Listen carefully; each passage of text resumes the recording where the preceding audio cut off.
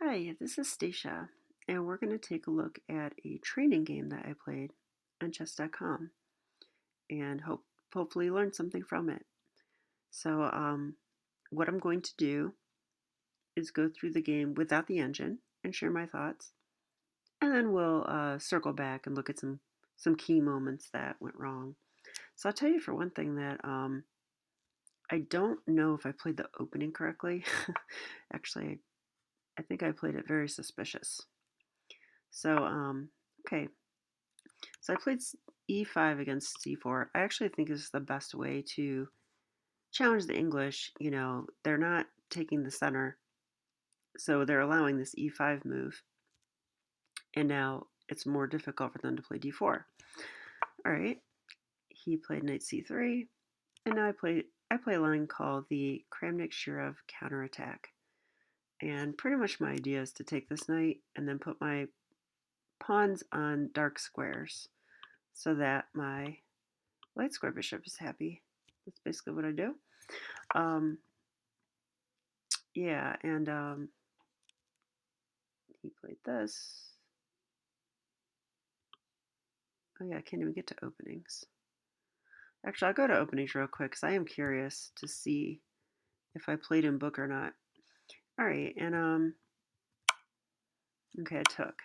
So this is the second most common move, and it looks like there are 0 wins for white, which is kind of surprising. Um, okay, he took back. Yeah, it's all draws and some wins for black too. Yeah, and I just put the pawn on d6, which is the main move, and g3 was played. Okay, I may have gone wrong here. So it looks like the main move is f5, and there's some wins for white there. Instead, I played knight c6. After bishop g2, I had an opening scheme in mind here. This is going to sound strange, so I don't know if I necessarily recommend this. I might be changing it myself. But the scheme I had in mind was queen d7 to defend the knight, b6, bishop b7, and then a lot of times I put the knight on a5. And it looks strange, but it's kind of annoying for white. Because a lot of times white wants to play d4, but then this pawn hangs. And on top of that, the knight cannot be kicked from the square. But on the other hand, it's not the best square. So it's like, you know, I don't know if this is good or not, but it seems to work for me. Also, the queen's awkward here. I'm blocking in the bishop for a minute, but I do have the plan of putting him there. It looks like f5 might be way more logical for next time. And we'll just check the engine real quick on that, but then I'll turn it back off. I wanted to see if it wants f5. No, it wants knight f6. Okay, wants knight f6. It also wants h6. So maybe we don't want to allow the pin. That could be. Also knight g to e7. So that seems to indicate there will be an f5. But in the line, I only see f6. So wow, you can play like this. Wow, and I do know of some systems where you play g5 and put the knight on g6. I've seen that with white, so that might be an idea here. Okay, which is good because I'm not sure I love my plan. But let's continue. Queen d7, knight f3. I played b6 as planned. Notice I have to play queen d7 to guard the knight. Otherwise, there's knight takes e5 with a discovery on my knight. And if I move the knight away, he takes my rook. So I don't want to allow that. So that's why queen d7 is played. Castles, bishop b6. Now I'm feeling better. And e4. I was wondering about the move d4 through this entire opening. I was wondering if this might be a way to challenge me since my king's in the center and my situation's a little shaky, but let's see. I'll turn on the engine for this. Yeah, it's saying F6, which this is fascinating to me that the computer is saying this because never play F6, right? But I was thinking about playing it during the game as well because I just like having, a light square bishop with this structure that just seems pleasant and looks like you can play that way. Also, I don't have to fear this diagonal too much, at least not yet. Okay, let's turn the engine off and continue.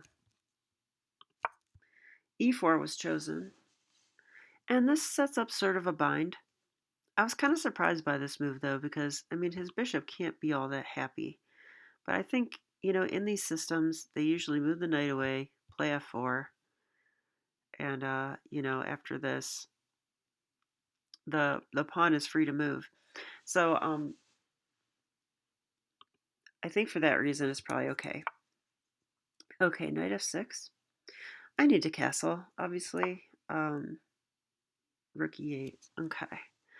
So when you see a move like rook e1, when you see a move like rook e1, you should be thinking, why rook e1? Well, he's across from my king, but I think the main reason for it, because I'm going to just castle, I think the main reason is he's defending the pawn.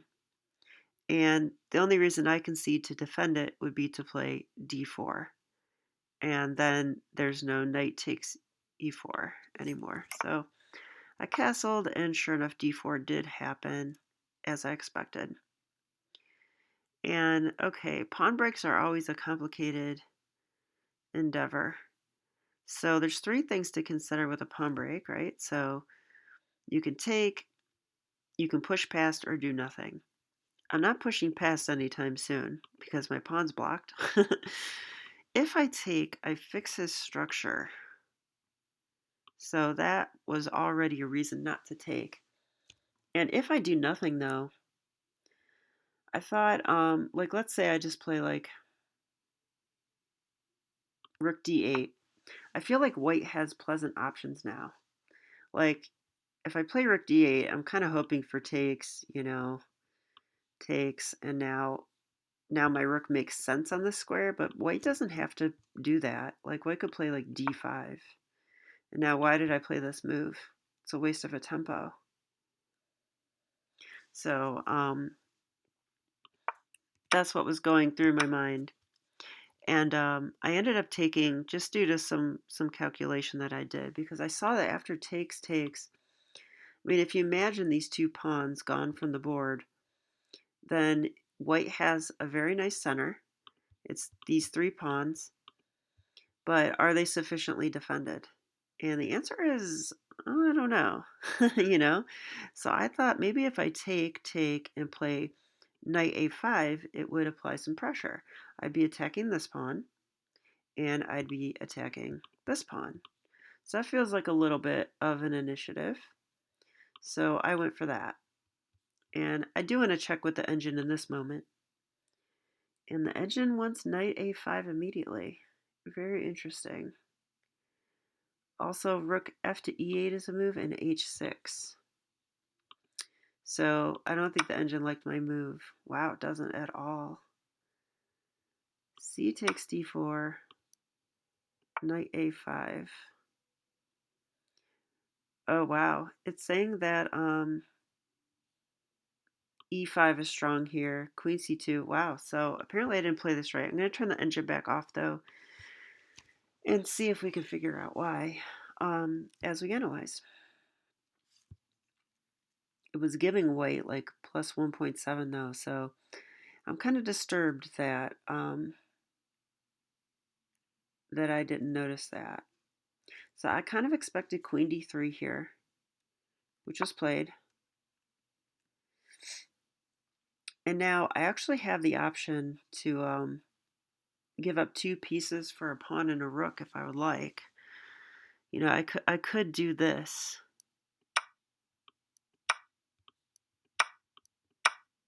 And then bring the rook out with tempo. But this feels just so wrong. It really does. I mean, he can just come back. He's defending the pawn again.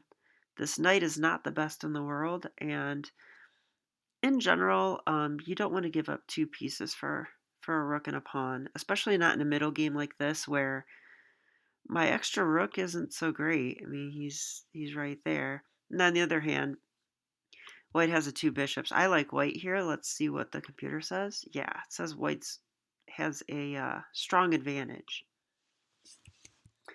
Okay, so let's continue. After queen d3, I played rook f to e8. I don't play moves like, even moves like this I don't play lately because I feel like you have to keep an eye on your f-pawn. But this makes a lot of sense. I am actually threatening the pawn now. And my opponent went with d5. Interesting. I was actually really curious if they would do this. I think they can also play e5, which might be better. I think it's better based on a principle. And that principle is open up the game when you're better developed. I know that he has his bishop on c1 still. But on the other hand, he has the two bishops, which just love an open board. And my knight is offsides. So, and this bishop's loosely defended by my knight that's offsides. I don't think that I don't think I have an edge in development. Let me put it that way. But I do think that his two bishops might have something to say with the open game. So, wow, computer says e5 is good, but it likes knight d2 even better. Probably with the idea of f4. Nope, idea of d5. Wow. Okay, well, that kind of happens in the game. That's just what I know. d5 was played. Now, d5 is cramping. I was worried about this move, but here's the thing. When you play a move like d5, these pawns right now are very strong. They're controlling a lot of territory. Okay. When you play a move like d5, now you've weakened some key squares in the position. And being that I do have two knights, I was already thinking of strange ideas like bishop here, knight in. Like, that's a fantastic square for my knight, so he has a home now. And I could also do this kind of stuff. He has a home now. I have to worry about f4 though. Or I could move my queen and jump this knight in. So anyway, I was kind of happy to see d5. And okay. Yeah, and I already started with my plan. First of all, my bishop is blocked. So moving the bishop to this diagonal where he can keep an eye on this weak pawn makes a lot of sense. Also pin the pawn to the queen. Not a bad idea. So I like this move. He went knight d2. I expected this. So he's doing a couple things. Securing his pawn center and preparing the move f4, most likely. All right, and I went knight g4. So I need to, it's funny that I'm still kind of baffled that the computer is giving white such an edge. You know what, and I think I understand why. The computer really values space and pawn centers, and as you can see, white's doing well in those departments, but to be honest, I felt perfectly comfortable with the black pieces here. I mean, I felt like maybe I was slightly worse, but nothing more. And especially with these squares for my knights. And already it's time to improve this knight, so I pivoted him into g4. He went bishop b2. An excellent diagonal for the bishop, can't deny that. And I went ahead and dropped my knight to this square. So I'm attacking the queen, but I'm kind of wondering in hindsight,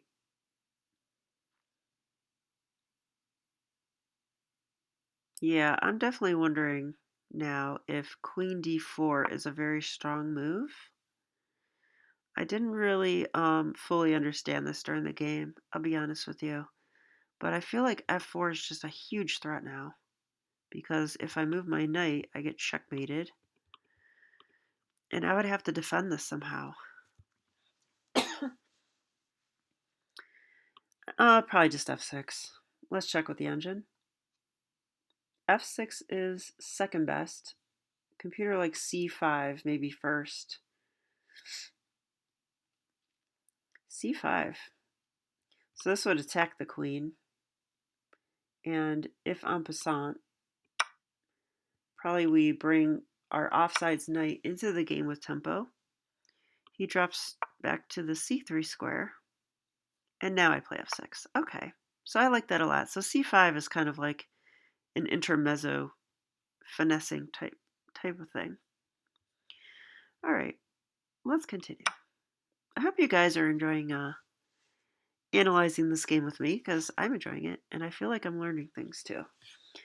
Okay, so I was actually hoping for this. Okay, I don't want him to have the two bishops, and I don't want this bishop to be here.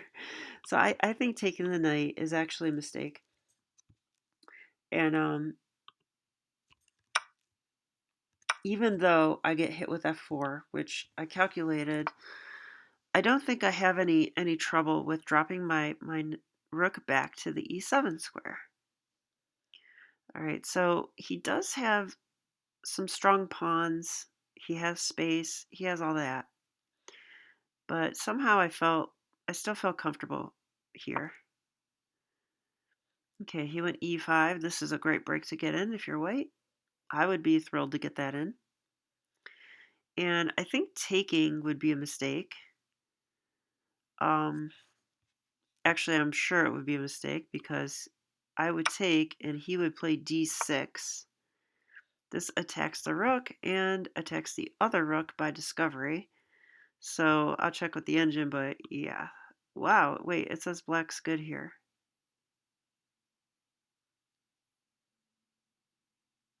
Is that possible? What's going on? Oh, wow. Okay, I kind of missed this. After rook a to e8, there is no pawn takes because queen takes queen.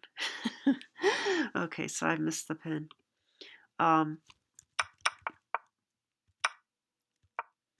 So for that reason, maybe taking is best, but I don't think so. I really don't. I like this pawn here. I want to keep it here. I think I'm okay with this thing, this type of structure. I think I'm fine with that. It just stops this break. This pawn remains weak. It's eyed by my bishop. Okay, you get it, etc., etc. I played rook a to e8. This actually pins the e-pawn because now if he takes, I'll take with check. And he cannot recapture because I have too many guys on it. So I actually was pretty pleased with my move. So he played this move, which I don't understand. Trying to understand it now, but I don't understand it. Maybe he's looking for c5. But again, like, I think I have to take here for that to work. Like, if I was an idiot and I took the pawn. Do I do that, though? I might do that. If I was an idiot and took the pawn. And that's what I played. Okay, I had good reason for that, though. It wins a pawn. That's why I did it. Oh, and this pawn's pinned. Okay. I knew I wasn't an idiot. I'm just being an idiot now. Okay, here we go. Okay, so I mean, yeah, I've got three guys on this pawn, right? Two rooks and a pawn. He has one. Whoops. 1, 2. That's a pawn. Okay, so here I think the game changed. I think black was in control here. Let's see if the computer agrees. It does. It says d takes e5, the only move to give black an advantage because it wins a pawn. Yeah, so here we go. Takes, rook. He played queen d4. So here I think he really started to go wrong, to be honest. And I feel like he played like the old me a little bit. That sounds funny, but what I mean is a lot of times in the open game prior to January 1st last year, I would get nervous and just want to trade pieces, basically, to avoid complications. And that's kind of what happens here. So you'll see what I mean. He probably had better moves, actually. All right, so I need to defend my rook. It's under attack. I think I have, let's see, do I have options? I was thinking about this move.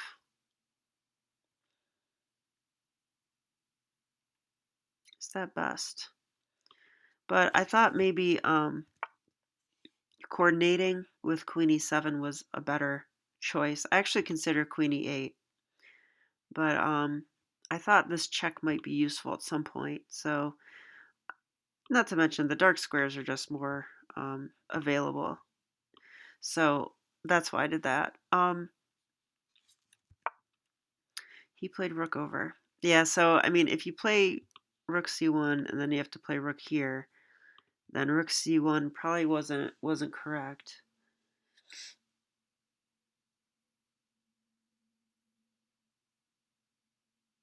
Although I wonder if he could have played c5. It just looks like it breaks my pawns up. But okay, he played this. I was certain he was going to go after my f7 square. I played rook e2. Wondering if that's a good move. Let's check. Well, it says a lot of moves are good for black. The top three do not include that move. They include bishop c8. Did not consider that one. h6. I considered giving left like that. And knight b7 is the other one. Oh. c5 square. I do something like that later. Okay. So I went here, and I thought this move, I'm placing a rook. It's an advantage to put your rook on the second. This ties his queen down to the defense of the knight, at least for the moment. I think he just has to be nervous. I'm also, maybe I'm going to take, like if he moves the knight away, maybe I'll take that. And then I'll be very happy that I have an a pawn. So he played here. I thought this was kind of weak. It's like, why not queen f4? What's the computer think? This is d6. Yeah, d6. That's awfully forcing. d6. What would I do against this? Turning the engine off. I gotta take it. Okay. Yeah, I gotta take it. So what was the point of that?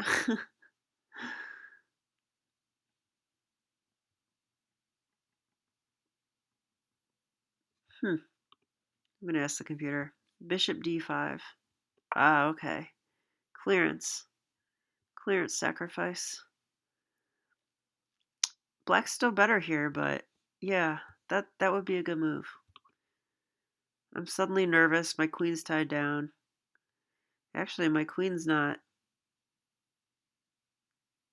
really defending. I think I gotta play this move now. Wow. And there's bishop takes f7 check. Black's still better, but this is a trick that I didn't really consider. I guess I gotta take. The rook is pinned, but he can take here now.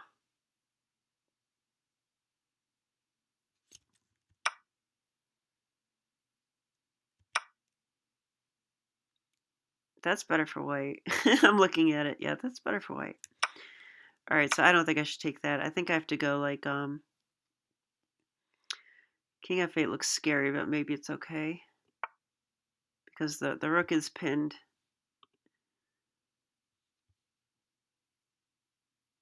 Yeah, bishop d5 check, but now I take. Knight takes. Okay. Well, anyway, let's continue. I'm not going to take forever, I promise. Okay. Yeah, and bishop here, I don't see how that's a good move. I thought about playing rook e1 here. Turns out that's strong. But instead, I was like, hey, I'm a pawn up. I mean, if you want to trade, then let's trade, you know? And my knight got in the game. I wonder if knight c5 is better. No, computer agrees. Knight d6. I said I wasn't going to use the engine, but I guess I am now. I just want to go faster. All right, a4. I don't know what that really does. I played knight f5, computer approved. Queen e4. And like, so here, like, that's a Stacia move. I usually make those moves. What's he doing? I make the bad moves. All right, so he should play something else like computer gives queen d3. Yeah, just, attack my knight. Don't trade queens. Okay, like, don't do that. But he played here, and I think I should take. I'm a pawn up.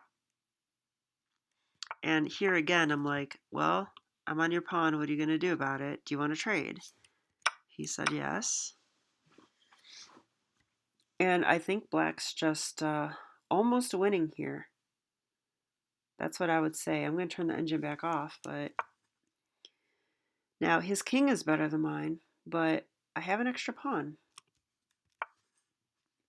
So f5, I thought if here, g6, here, I think I have king g7 followed by h6 check. So that seemed fine. He went in, I did play that. He went h4. Again, I think that's a mistake. I think, you don't want to advance pawns on the side that your opponent wants to advance. That usually helps them out. But okay, he played that. I bring my king up. It's like a free tempo. And I guess this was his idea, but now if I take here, that's a huge blunder because he would take here. Then my pawns would not be so useful. There might even be a draw. Let's have a look at C. I guess black's still better. Bishop c8 check.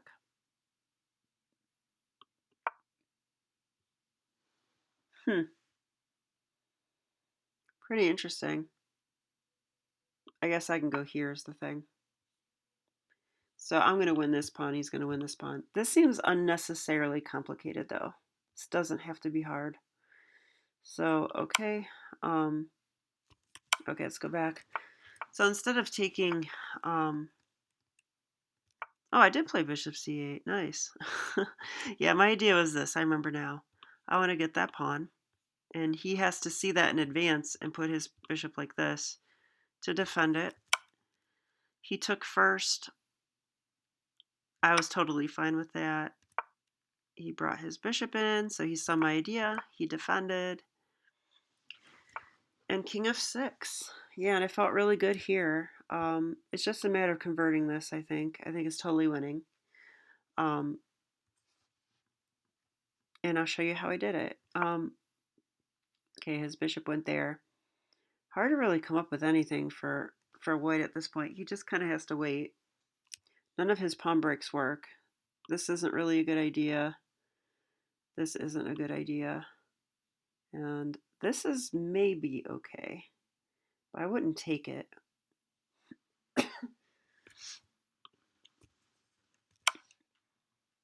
I checked. My king comes up. King there. And basically he's going to run out of tempos. I have a plan here that should be pretty good. And like I'd love to play either f4, which is guarded right now by the king and the pawn, or I'd like to play b5. And I'd have to play a6 first and then b5. And if the bishop's guarding, say here, then that's not going to work either. But I think it's hard to defend both breaks. So okay, play a6. Yeah, and that's kind of the point. So he needs to go here now to defend the break, this b5 break. But if he does that, I take this pawn. So I'm actually wondering if this was a good move. See what the computer says. No, because I could just take it. Whoops, not like that, just like this.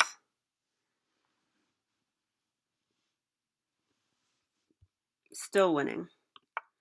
All right, but instead, he pulls bishop back, and I did the break, b5. There was a bunch of trades, and now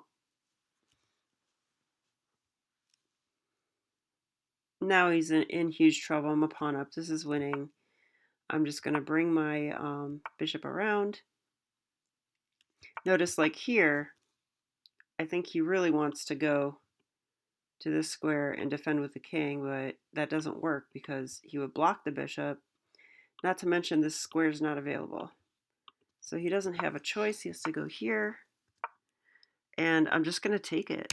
Yeah, that wins a pawn. And after I take back, he played g4.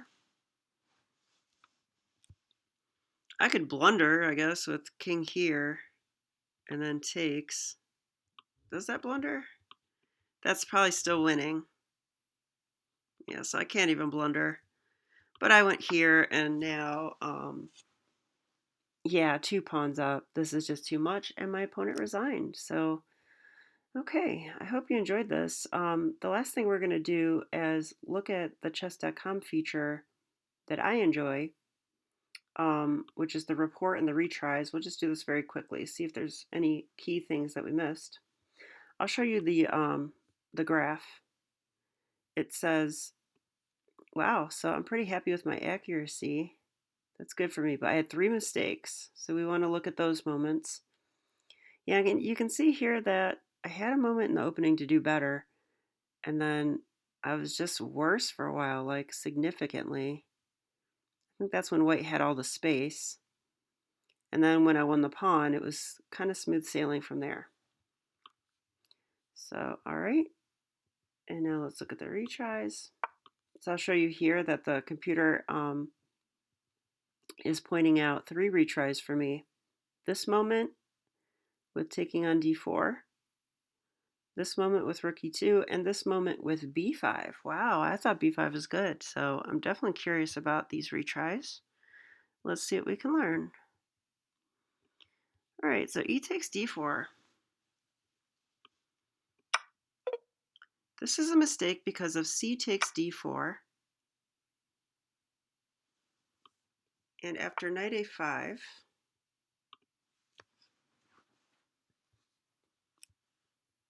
yeah, just the way the game went, white has a strong advantage. So that's very interesting to me. So instead, let's see if we could find another move. So I'm going to take a guess. Well, I think we looked at this moment, didn't we? We'll try knight a5 immediately. Now we're on the pawn. It says it's good. And what's the best move? h6. Okay, I didn't see that coming. h6.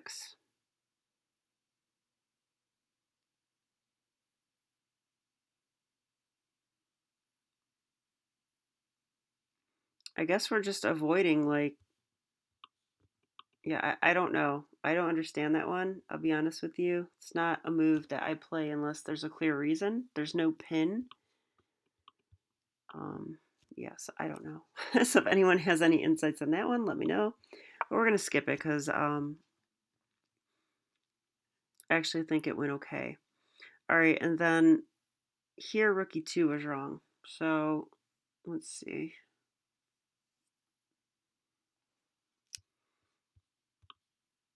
So rook e2 was wrong because of d6. Clearance sacrifice idea is strong, apparently. I could take with a queen. Then still bishop d5. And I have to retreat my rook to defend. Okay. So now we understand why that's a mistake, but I have to admit that I think it's hard to see this clearance sack. I mean, if you were white, would you really want to play that? I mean, computer says that white's better after that. So wow, what a powerful idea to sack the pawn and play against the f7 pawn. And maybe this is working because this bishop and this knight is off sides, so playing against the king makes a lot of sense. So wow, what a powerful idea. All right, so if not rook e2, then what would we play? Well, h6 again. This time it's a left move. So the other thing I would consider is knight here. So let's try h6. Computer likes it. I don't know if it's best, but let's see. It says excellent. Okay. And how about this one? It says perfect. Okay. So I think I understand those moments. This one I don't understand. I thought b5 was good. Okay, b5, here's the thing. b5 is winning. But there's something better apparently. What could be better than winning? I think this is a huge mistake. Don't do that. Can I go check? Yeah, it might be this one. I didn't realize I had this break, but this also should be winning. Yep, it says perfect. It says after this move, minus 4.8, and after this one, minus 2.5. So that's why it calls it a mistake. And it's saying that c takes b5. Oh, wait a minute. I understand now. That's a good way to do this. There is this move. Okay, I agree. I agree now. It's not like this is that big of a problem, but white now has counterplay, which they didn't have before. So I'm going to go ahead and say that, well, I could take here though. Yeah, it's still winning, but it gives me something to be worried about. So, okay, I guess that wraps up the game. I was happy to get a win. My rating, the last thing I'll share with you guys, if you haven't turned me off yet. I'm trying to get to 1600 before I stream my videos again. And there we go. Let's make that fit.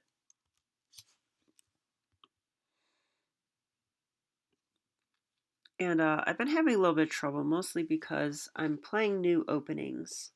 So it's going to take me a little bit to get the openings down, but I'm starting to already.